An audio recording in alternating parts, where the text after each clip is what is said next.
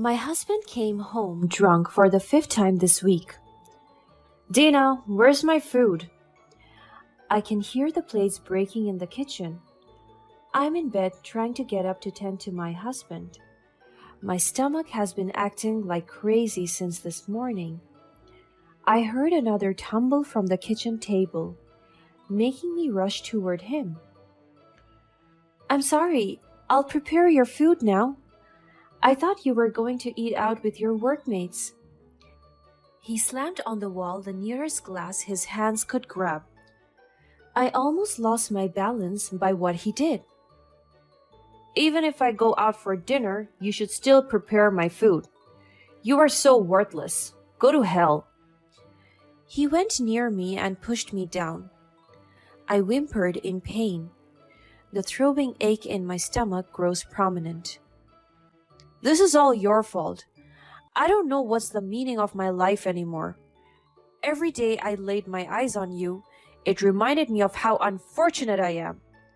I have a stupid and useless wife that hasn't done any good. You can't even cook, and you have never given me a child. He walked past me and went straight to our bedroom. I was lying there, enduring the pain from the floor. Fred is always like this. He always reminds me of how stupid and worthless I am in his life. Maybe it is true, because I could not give him the one thing he desires the most, a child. We tried many things, from medical consultations to spiritual advice, but still, we are not yet blessed with a baby. And he always blames me for everything. He told me that I was the problem. I tried to get up and almost slipped again when my lower was reached. I have been experiencing this pain for the past week, and it's been 5 days since my period was delayed. The morning came, and I was preparing my husband's breakfast when the doorbell rang. When I opened the door, it was my husband's co-worker. Good morning, Mrs. Quill. Fred left his phone in my car. I want to return it to him before he comes to the office. I thought he might receive an important call. Thank you for this, Mr. Valdez. I will give this to him. You're welcome. See you around. I heard my husband approaching, and when I looked at him, his eyebrows frowned. Hey, Fred, I bought back your phone. I'll go now. See you at the office. Fred waved back at him as his co-worker went inside his car and drove away. My husband grabbed me, and I was utterly taken aback. What are you thinking? He shouted at me. His grip was tightening around my arm. Fred, it hurts. His eyes widened as he looked at me as if I made a terrible mistake. I saw how you smiled at Pete. Are you two having an affair? He yelled again. What are you talking about? He just bought your phone back. And of course, it's common courtesy to smile back at someone who did something kind. What is wrong with that? He slapped me in the face. I can feel my jaw numbing from the impact. And now you're talking back? If I ever found out something, I would kill you. He threatened me. After that, he let go of me and left the house. He left me there as if I was some dirtbag. I could not hold myself together, and the next thing I knew is that I collapsed. My eyes twitched as I felt a light touching my eyelids. I woke up and saw a doctor beaming a flashlight at me. He stopped what he was doing and smiled at me. Ah, you're awake now. Don't worry, you're in a stable condition now. I looked around and I realized I was at the hospital. I looked at the bedside and saw my husband. I'll leave the both of you then. I'll return when you are ready to be discharged, Mrs. Quill. I nodded and looked at my husband. What happened to me? You collapsed, and as a concerned husband, I brought you here. It would be best if you were grateful that I still cared for you and rushed you here. It's your fault that I was mad earlier. You were flirting with my workmate. That's not true. I just received your phone. Lies. I will not put an end to this notion until I have evidence. My heart is pounding like crazy. Why is he like this? Why is he accusing me of cheating? Fred has always been the jealous type, and when he's jealous, he cannot control himself. I just kept silent because whenever I talk back, he either gives me a slap or a hurtful statement. Hours passed, and the both of us were silent as a ghost. The doctor finally returned and told us I was ready to be discharged. However, before we left the room, he handed us an envelope. Congratulations, you might want to open that when you get back to your house. I was curious about what was inside, and when we got home, I almost threw the envelope I was holding. Upon seeing the results, I couldn't contain my happiness and yelled out of pure joy, "Yes, I'm pregnant!" It was a test result indicating that I was pregnant. The doctor ran some results when they checked on me while I was unconscious. My husband came rushing to our room and looked at me with irritation. "Can you shut up?" he yelled at me. "Fred, I have good news." I tried to reach out for his hands, but he pushed me back. Maybe this news will change him completely. I gave him the result. My heart is pounding like crazy. This is the moment that we have all been waiting for. After almost 20 years of marriage, Fred and I were never blessed with a child. But now, as I turned 41, a miracle finally happened, and I am now expecting our very first child. He stared at the results for a minute until he dumped it inside the garbage can. My eyes widened in disbelief. Why did you do that?" I quickly got the pregnancy results from the bin and showed it to him. "It says positive. It means that I'm pregnant. Love, we're going to have a baby." I said each word optimistically, but my husband's emotions were the opposite. "Are you sure about that?" I'm so confused by his question. "Of course I am. The doctor handed us this result, saying I'm with a child." He remained emotionless while staring at me. He also stared me down from head to toe. "You should go back to the doctor and get checked," my husband suggested. He was about to leave when I caught his arms. "I don't need to go back to the doctor. The result says it's positive." "Oh, really? Have you lost your mind, woman?" "I haven't lost my mind. This is a dream come true for us."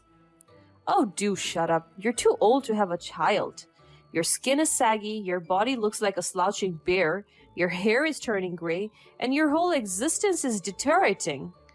If you're fit to have a child, you could have been impregnating right from the start, right at the beginning of our marriage. But here you are 41 years later, pregnant? I can't even prove if that baby is mine." He grabbed the results and slammed them on the floor. He stepped on it and grabbed my hair to shove my face on it. "That's your delusion. It's broken into pieces." He dragged me to the floor and I shouted in pain. I'm not having delusions. I'm genuinely pregnant with our child." "I will not have that child. We tried everything we could, remember? Then how come it took this long for you to bear one? You're even too old to have one. Maybe you cheated on me and got yourself pregnant? You're a whore." I was shocked by this statement. I thought his notions about the cheating agenda were out of pure jealousy, but now he's accusing me of having a child with another man? You can't even imagine how hard it is for me to endure all the frustrations you have thrown at me. Do you think I never wanted a child? Do you think I'm happy to wake up every day and be childless? I waited for this day to happen, and now you're accusing me of having an affair? With who? I couldn't contain my emotions any longer. I sobbed while I said those words to him. With Pete? Oh, I saw you smiling at him earlier. I bet both of you already knew about it. I was too weak on my knees, and I fell to the floor. I couldn't fathom the things that he was saying. None of it was even true. I was having panic attacks because he insisted that the baby was not his. I could not imagine myself being with another man. Even though he mistreats me, I could not bear to be unfaithful. I remained by his side no matter the circumstances. I thought he would be delighted to have a child finally. We have been waiting for this for so long, and the time has finally come. But look at him now, disowning it? He kneeled to my level and held my chin. He looked at me right into my soul. This is not my child. He shoved me down the floor and left me there. I cried my heart out while holding my baby bump. This was the first time I knew about my baby's existence, and I didn't want to feel this way. I thought we were going to be happy. I begged him not to leave me, but he shut our bedroom door, and from then on, he was gone. My husband left us. My baby and I were all alone. My aunt came to my rescue, and she lived with me until I gave birth to my daughter. During the 9 months of pregnancy, I never heard a word from my husband aside from him spreading rumors about me cheating. He even dragged his co-worker into his stories, costing them their friendship. But it was nothing for him, just as how nothing he feels for us. The day of my delivery came. I gave birth to a healthy baby girl. The medical staff told me it was a miracle that I could still have a child this late without having any prior. I hugged my baby so tight. She was a beauty. Her beautiful features are evident even though she's still so young. And in fact, she had Fred's nose. I will call you Miracle. My aunt hugged us. Do not worry, Dina. I will never leave you both. 13 years have passed, and I was living a good life with my daughter. My aunt also helped us tremendously when it came to finances. I worked as an office clerk and an international tutor at night. I hustled hard for my daughter to give her a bright future. Miracle grew up to be a loving, charming, obedient, and beautiful daughter. She's the greatest gift that I ever had. Despite the hardship, I'm grateful that we are together. I heard that my husband is living his best life as a chief engineer, and I was so shocked that until now, he never filed for divorce when he could. One day, we were having dinner. My aunt came home late, but she brought with her exciting news. Dina, Miracle, I have good news. What is it? She handed me a brochure and showed me something on her phone. It's a casting audition for new actresses in a high-budgeted movie, and Miracle just checked all the qualifications. My eyes widened when my daughter fitted the role they sought. Tall, beautiful, with long black hair, a good singing voice, and a charming personality. I turned to Miracle. My love, do you want to audition? My daughter smiled so widely and looked at me with pure joy. Yes, Mother, I would love to. The next day, we went straight to the audition venue. Lots of girls lined up for the role. But I know my baby will make it to the top. The audition took 7 hours, and after that, the casting director announced the people that got the roles. And for the lead role, the talented girl that will embody Princess Thea's character is Miracle. I cheered so loudly that everyone stared at me. I didn't care because my daughter would be a star. Filming started the next day, and I went with my daughter daily. I was so amazed by how good she is at acting and how easy she is to work with. We got lots of compliments from the directors and other veteran actors. Miracle is such a prodigy. The future is bright for her, madam. She's a miracle. An actress said to me.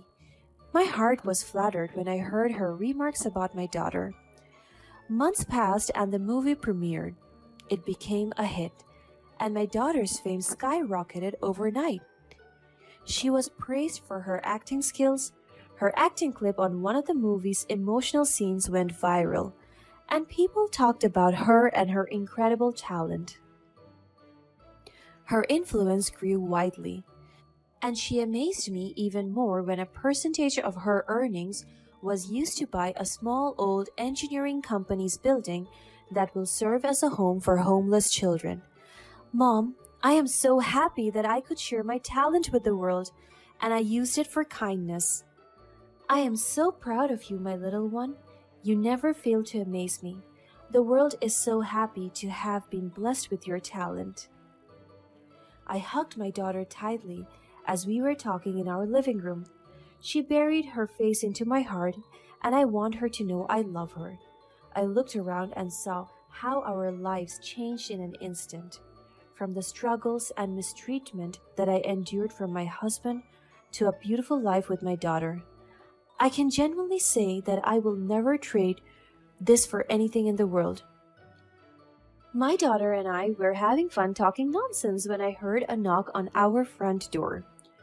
One of our maids quickly opened the door, and as soon as it opened, loud noises were heard. Sir, you're not allowed inside. This is private property. You have no right. I have every right to step into this house. You're trespassing. As soon as I heard that, I immediately went close to the commotion. What is this all about, Fred? My heart almost stopped pumping when I saw his face. He looked very different. When he saw me, he quickly approached me, but the security stopped him. Sir, you're already crossing the line. Dina, please. He begged, but the security guard is pushing him away, and Fred is trying to escape the security forces. But Miracle came, stood beside me, and Fred stopped moving. He was staring at Miracle, and I can see the tears falling down his cheeks. Miracle held my arms and hid behind me. Fred moved close, and I signaled the guard it was okay. As soon as he reached near us, he kneeled. As he knelt, I remembered the days that I was in his position. I am so sorry. I am sorry for everything I've done to you, my love. I will forever regret all the problematic things that I did. Please forgive me. Please accept me again. He cried and bent his face to the floor. He sobbed as if the world was taken away from him. He looked at me once again and then at our daughter. My child, look at you. You've grown. I saw how amazing you are on TV.